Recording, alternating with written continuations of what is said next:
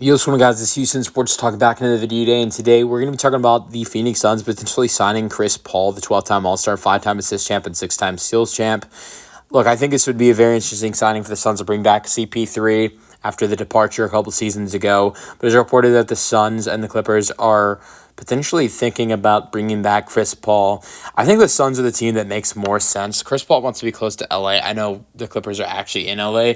The reason I say that I think the Suns make more sense is because I can't picture James Harden and Chris Paul on the same team again. What happened in Houston ended badly, but it's not just that. James Harden in his career since leaving Houston has turned into such a good more of a point guard than a shooting guard at times, and has been such a great facilitator. Harden's coming off a season averaging 9 assists per game, and a lot of games with double-digit assists per game, in a game. And I think that what is hard, if Paul is a starter, like he's been most of his career outside of that 1 year at Golden State, what is the role for Harden? Because then he moves back to the 2 guard next to CP3, potentially, and he's maybe more of a scorer again next to CP3. And that's the weird thing. But then you look at the Suns. I look at the Suns, and Devin Booker is a solid facilitator, but I think you want him at the 2. And Jalen Green's a solid facilitator, but you don't want him or Devin Booker at the 1.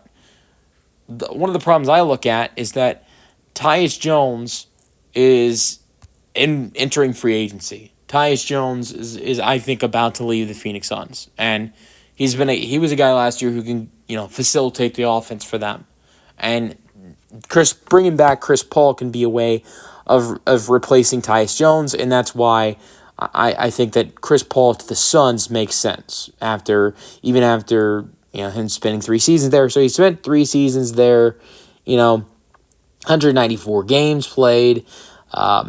He averaged a total of 15 points per game in those 3 seasons, averaging 10 assists per game. This past season averaged 9 points per game and 7.4 assists per game. He played all 82 games for the first time in his career. The highest before that for CP3 was 80 games. He's gone to 80 a couple times with the New Orleans Hornets and the 2010-11 season when the Hornets were still in New Orleans, and then with New Orleans as well in 2007-8 season. My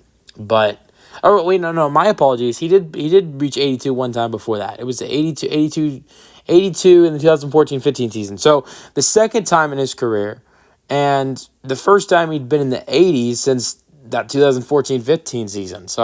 But second time in his career, he played all 82 games. And so I think for the Suns, you need to replace Tyus Jones if he is going to leave in free agency, because I don't think you want to have Devin Booker running the 1. Let me know your thoughts on the potential signing in the comment section, and peace out.